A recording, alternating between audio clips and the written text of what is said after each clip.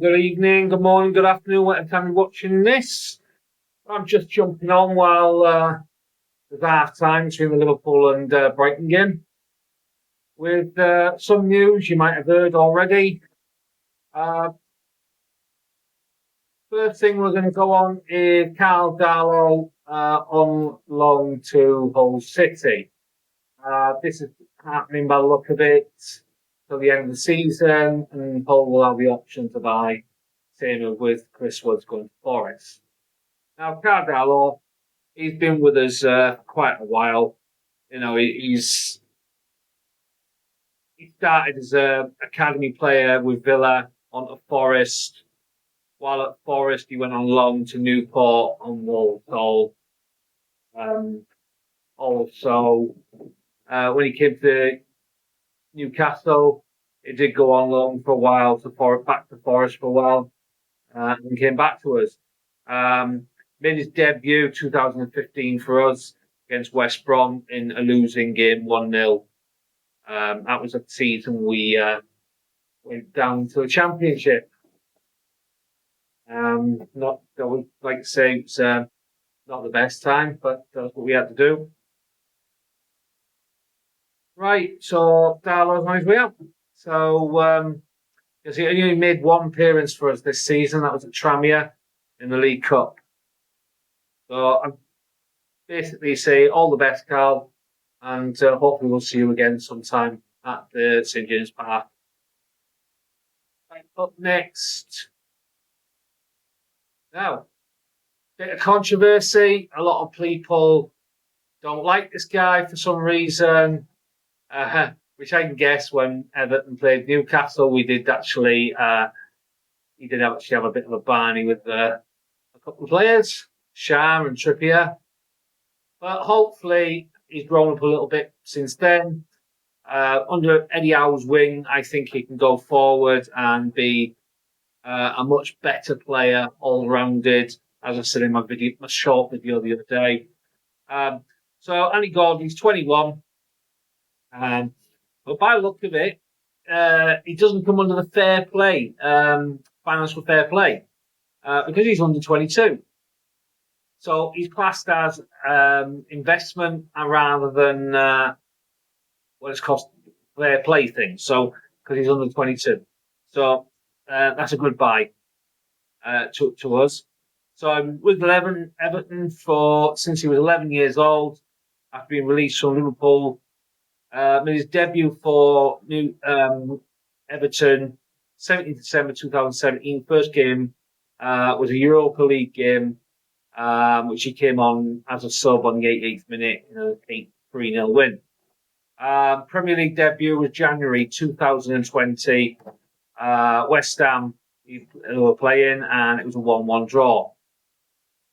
And his first ever start from the start of the game was Liverpool in June 2020, which they drew 0-0. He's played 78 games altogether for Everton, 65 Prem games. All the others were Cup games, Europa. He had 7 goals, 17 wins, 34 losses, and 34 losses and 14 draws. So, not too bad. A good player.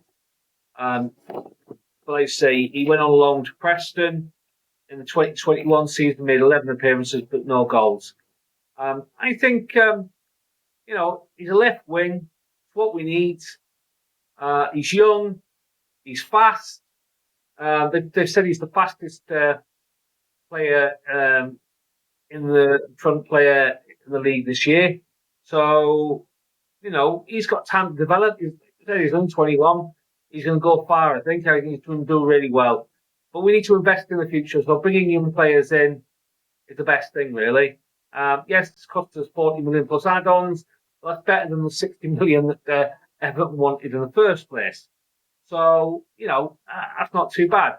And then today, even though we've heard in the last couple of days that West Ham had actually turned down our bid for Harrison Ashby, we have now, what's been said on the news today, is that West Ham have actually accepted a £3 million bid because he's out of contract at the end of the season, and basically they won't get nothing for him because he's going to be out of contract. So 3 million plus add-ons, so they'll get a few quid on top of that. He's a Scottish right back, under 21 Scots. He's played under 21s Scotland. He's scored a goal. Played 8 games altogether for his country in under 18s, under 20s, and under 21s. So yeah, he's done quite well. He's played in 5 Premier League games. He's had 1 assist, 341 minutes he's played altogether for West Ham. 8 games he's played altogether, including cup games and stuff. So, I think he can go far. I think we'll do well with him. I think he'll be fantastic. So, he'll do well. So, like I said, we'll.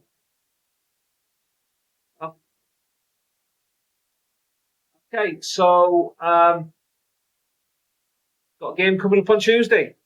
Southampton. We go into that game.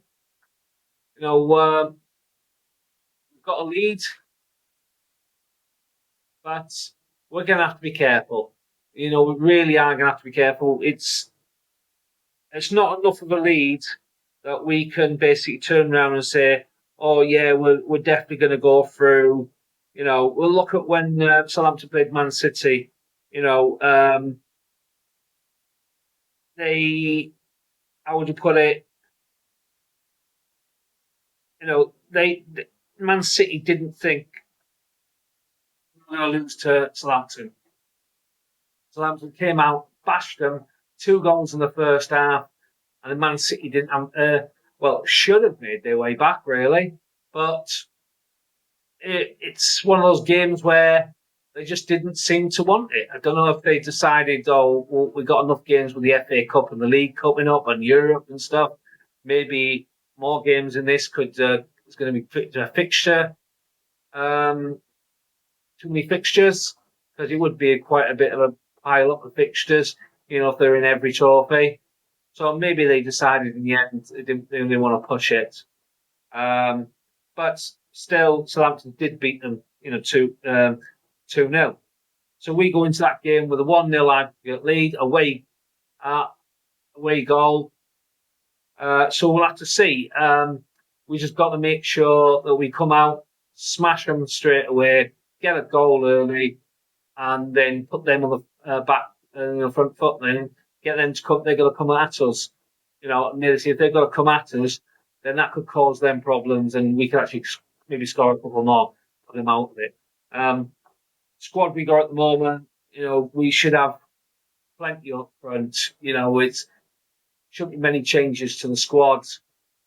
So I'm figuring that we're going to have like Trippier, Shah, Burn, Botman at the back, and then you got Willock, on staff maybe, Joe Linton, and then up front Isaac, maybe Wilson, and maybe Maximan to start. We don't know.